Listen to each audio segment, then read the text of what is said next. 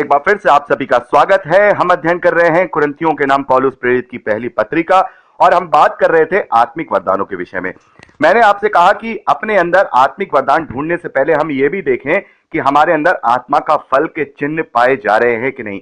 और हम देखते हैं कि बहुत सारे ऐसे बड़े बड़े दासों को देखते हैं, बहुत सारे ऐसे मसीही विश्वासियों को देखते हैं जो बड़े बड़े अद्भुत कार्य करते हैं कलीसिया में, लेकिन उनके अंदर आत्मा का फल दिखाई नहीं देता है। तो क्या वो पर्सनली रूप से उद्धार पाए हुए हैं? तो यहां मेरे कहने का मतलब यह है कि जो लोग पवित्र आत्मा के वरदानों से परिपूर्ण हैं और उनके अंदर आत्मा का फल भी पाया जा रहा है, तो वो कलीसिया की उन्नति के साथ साथ अपने उद्धार को भी थामे हुए हैं। इसलिए हमें दोनों रीति से अपने आप को जांचना है, क्योंकि जो पवित्र आत्मा का दान है, जो किसी को अगर दिया गया और अगर उसके आत्मिक जीवन में कोई कमी पाई जा रही है, उसमें आत्मा का वरदान नहीं पाया जा रहा है, तो उसका अपना पर्सनल जीवन खतरे में है। जैसे मान लीजिए कोई भी दास है, वो बड़े बड़े काम कर रहा है, वो प्रार्थना कर रहा है, लोग चंगाई को प्राप्त कर रहे हैं, वो भविष्यवाणी कर रहा है, बड़ी बड़ी बुद्धि की बातें उसके अंदर है, परमेश्वर का ज्ञान उसके पास है, वो बड़ा ही अच्छा शिक्षक है, लेकिन उसके जीवन में, उसके पर्सनल जीवन में आत्मा का फल नहीं पाया जा रहा है, कोई भी चिन्ह नहीं पाया जा रहा है और वो बिल्कुल भौतिक जीवन जी रहा है, लेकिन उसके पास पवित्र आत्मा का दान है। तो ऐसा भी होता है कि जो पवित्र आत्मा का दान पाए हुए लोग हैं, वो अपने जीवन में उद्धार को तो नहीं प्राप्त करते हैं, लेकिन औरों के लिए लाभ जरूर पहुंचाते हैं, लेकिन उनका न्याय परमेश्वर करेगा। और इस बात को हम मत्ती के सुसमाचार में पढ़ चुके हैं। मत्ती का सुसमाचार 7वां अध्याय उसके 21वें वचन से हम पढ़ते हैं। तो प्रभु जी कहते हैं, जो मुझसे हे प्रभु कहता है, उनमें से हर एक स्वर्ग के राज्य में प्रवेश ना करेगा, परंतु वही जो मेरे स्वर्गीय पिता की इच्छा पर चलता है। ध्यान दीजिएगा 22वें वचन को। उस दिन यानी न्याय के दिन, उस दिन बहुत से लोग मुझसे कहेंगे, हे प्रभु क्या हमने तेरे नाम से भविष्यवाणी नहीं की और तेरे नाम से दुष्ट आत्माओं को नहीं निकाला और तेरे नाम से बहुत से आश्चर्य कर्म नहीं किए? प्रभु यीशु मसीह 23वें वचन में उनसे कहते हैं, तब मैं उनसे खुलकर कह दूंगा, मैंने तुमको कभी नहीं जाना, हे कुकर्म करने वालों, मेरे पास से चले जाओ। तो यहां पर हम देख रहे हैं कि लोग प्रभु के नाम से दुष्ट आत्माओं को भी निकालेंगे, प्रभु के नाम से बड़े बड़े काम भी करेंगे, चंगाइयां भी देंगे, आश्चर्य कर्म भी देंगे, लेकिन न्याय के दिन यदि उनके अंदर आत्मा का फल नहीं होगा, सही मायने में आत्मा के अधीन नहीं हुए होंगे, तो प्रभु यीशु मसीह उनसे खुलकर कह देंगे, हे कुकर्मियों, मैं तुम्हें नहीं जानता। तो बहुत सारे भाई बहन इस बात को समझ लें कि जरूरी नहीं है कि मेरे द्वारा कोई अद्भुत कार्य हो रहा है तो मैं भी न्याय के दिन उद्धार को प्राप्त करूंगा। अगर हमें अपना पर्सनल उद्धार प्राप्त करना है तो पवित्र आत्मा का वरदान ये अपने अंदर ये देखकर ना सोचें कि हमें तो वरदान मिल गया तो हम आत्मा के अधीनता में हैं, क्योंकि परमेश्वर का आत्मा किसी से भी अपना प्रायोजन करा सकता है। तो इसीलिए मैंने आपसे कहा कि आत्मा के वरदानों को ढूंढने से पहले, आत्मा के वरदानों को जानने से पहले हमें पवित्र आत्मा का जो फल है, उसके जो चिन्ह हैं, उनका भी जानना जरूरी है कि वो भौतिक रूप से हमारे जीवन में पाए जा रहे हैं या नहीं। हमें किसी और को नहीं जांचना है, इससे किसी बड़े पास्टर को नहीं जांचना है, किसी और बड़े बात को नहीं जांचना है। और मैं देख रहा हूं आजकल लोग आपस में एक प्रकार से दूसरे पर दोष लगा रहे हैं।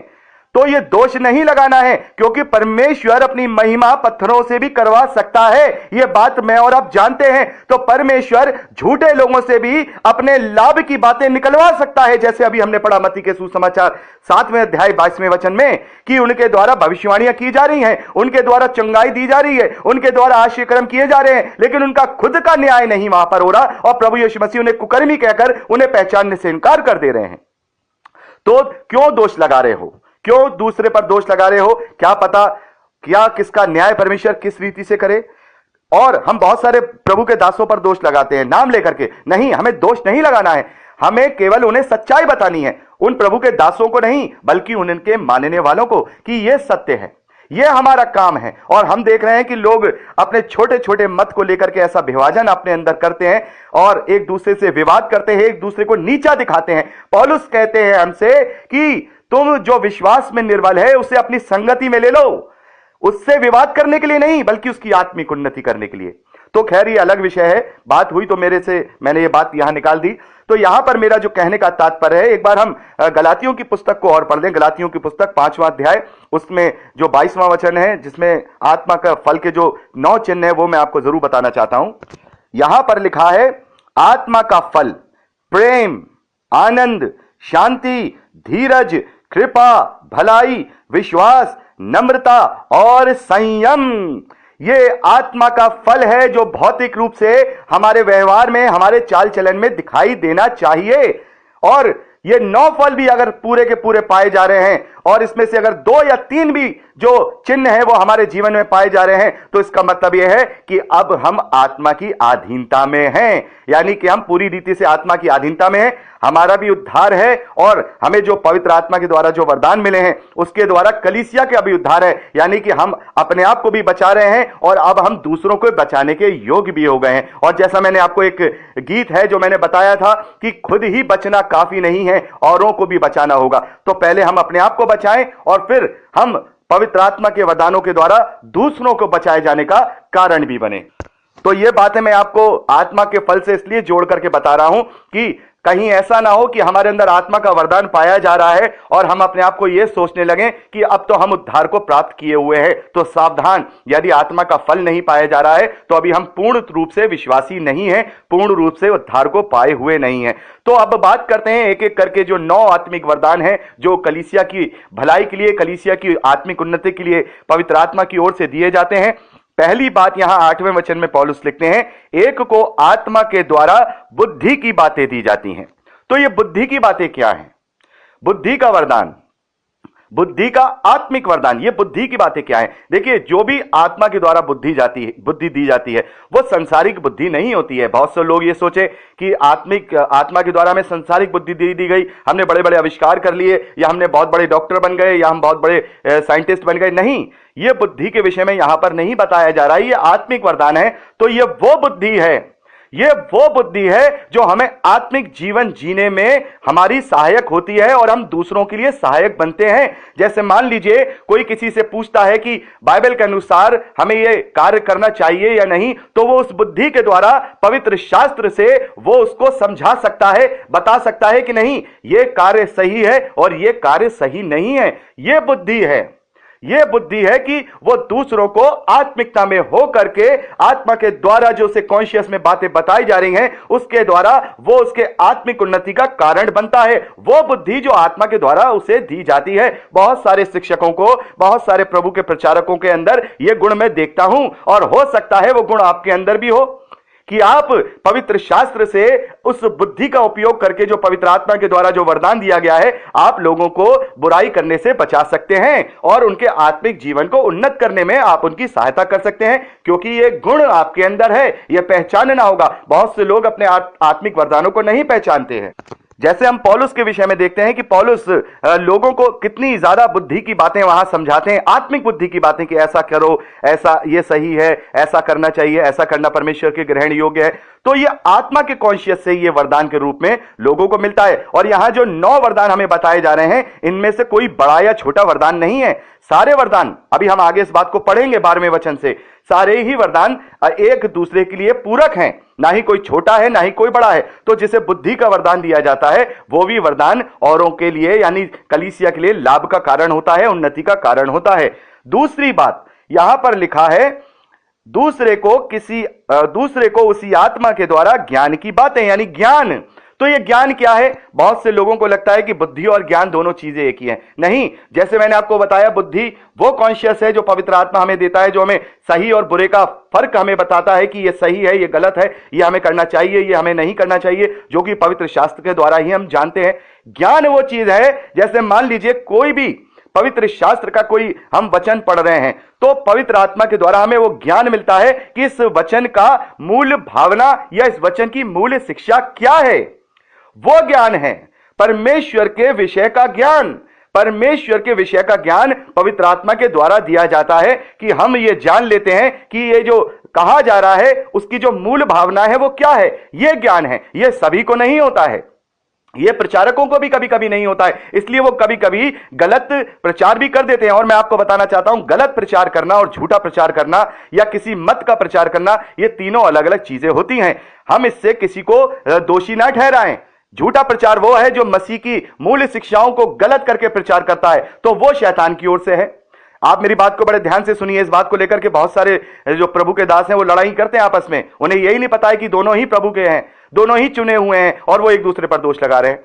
तो यहां पर कहने का मतलब है, जो झूठी शिक्षा देने वाला है वो मूल शिक्षाओं को बदल करके बताता है। जैसे हम मान सकते हैं, कल्ट आपको बताता हूं, यहोवा विटनेसेस वाले हैं, या आपके जो अलग ओनली जीसस वाले हैं, या और अलग अलग के जो फिरके हैं जो बिल्कुल ही त्रिएकता को नहीं मान रहे हैं, वो प्रभु यीशु मसीह को जो परमेश्वर का पुत्र नहीं मान रहे, ये बेसिक शिक्षाएं वो झूठी करके देते हैं।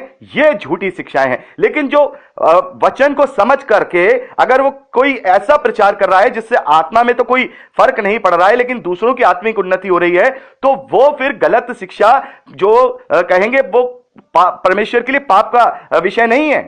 आपको ये बात समझ नहीं होगी। जैसे मान लीजिए, अब वुमेन प्रीचिंग के ऊपर ही बात कर लेते हैं। वुमेन प्रीचिंग के ऊपर बाइबल में साफ तौर पे ये बात नहीं लिखी है कि महिलाओं को प्रचार करना चाहिए या नहीं करना चाहिए। एक दो वर्सेस ऐसी हैं जिसको लेकर के लोग गलत अपनी रीति बनाए हुए हैं, तो उसका मतलब ये नहीं है कि वो गलत हैं, वो गलत नहीं है। और जो लोग कहते हैं कि वुमेन प्रीचिंग कर सकते हैं, तो वो लोग भी गलत नहीं है, क्योंकि वो भी अभी इस क्लियर बात को नहीं समझ पा रहे हैं। तो ये मत है। और अभी हम पढ़ेंगे 13वें अध्याय में, इसी में 1 कुरिन्थियन में पौलुस कहते हैं, अभी तो हमें सब कुछ धुंधला दिखाई देता है, लेकिन जब प्रभु यीशु मसीह हमारा न्याय करेंगे, जब हमें स्वर्गीय आंखें मिलेंगी, हमें सब कुछ स्पष्ट हो जाएगा। तो अपने जीवन को हम इसी प्रकार से बाइबल के अनुसार जिए, खास तौर पर अपनी आत्मिक उन्नति और दूसरों की आत्मिक उन्नति पर ध्यान दें। तो ये ज्ञान है, ये ज्ञान उस वचन को पढ़ के समझने का, ये ज्ञान हर एक को नहीं मिलता है। इसीलिए हमें एक दूसरे से वार्तालाप करना है, वचन के विषय में एक दूसरे का विश्वास बढ़ाना है। यदि किसी को इस प्रकार का कोई ज्ञान मिलता है तो उस पर दोष नहीं लगाना है जैसे लोग लगाने लगते हैं। किसी को यह ज्ञान मिला कि नहीं, जो औरतें हैं वो प्रचार कर सकती हैं, और ये वचन का ये जो डेफिनेशन है वो इस प्रकार से है, देखिए आत्मा मुझे बता रहा है, तो एक दूसरे से डिस्कशन करें, वचनों से एक दूसरे को संभालें, एक दूसरे से बातचीत करें, उसमें से एक निष्कर्ष निकालें। यह नहीं कि एक दूसरे को दोष लगाने लगे, नहीं तुम गलत बात बोल रहे हो, मैं जो जानता हूं वो सही है। नहीं, हो सकता है कि जेम्स कोई बात नहीं जानता हो, अभी उसके अंदर इस बात का कोई ज्ञान ना हो, लेकिन दूसरे को किसी को ज्ञान हो तो वो आकर के बोले, जेम्स ब्रदर ऐसा नहीं है, ऐसा है, तो मुझे उसमें उससे बहस नहीं करनी है कि इसने मुझे नीचा दिखा दिया। नहीं, मैं कौन हूं, मैं तो वैसे ही तुच्छ हूं, सभी को अपने आप को छोटा करना है। तो यहां पर उससे बहस नहीं करनी, बल्कि उससे ज्ञान लेना है। यदि हम पवित्र शास्त्र से उस बात को सही समझे तो अपनी गलती को मानना है, इसमें कोई शर्म वाली बात नहीं है।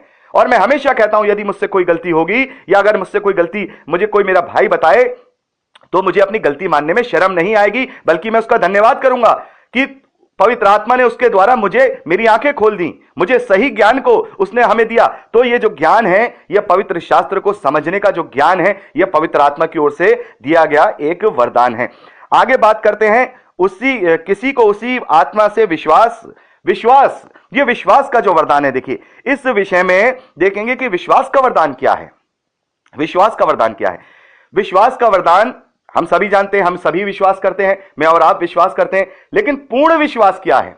पूर्ण विश्वास जैसे मैंने आपको बताया, पूर्ण विश्वास यह है कि हम अपने आप को परमेश्वर को जीवित और पवित्र और परमेश्वर को भावता हुआ बलिदान करके चढ़ाते हैं, और अपने चरित्र को, अपने चाल चलन को, अपने स्वभाव को पूर्ण रीति से हम प्रभु यीशु मसीह के स्वभाव, चरित्र और चाल चलन में उसकी परछाई में बदल देते हैं, यानी कि नई सृष्टि को पा लेते हैं। यह वो विश्वास है।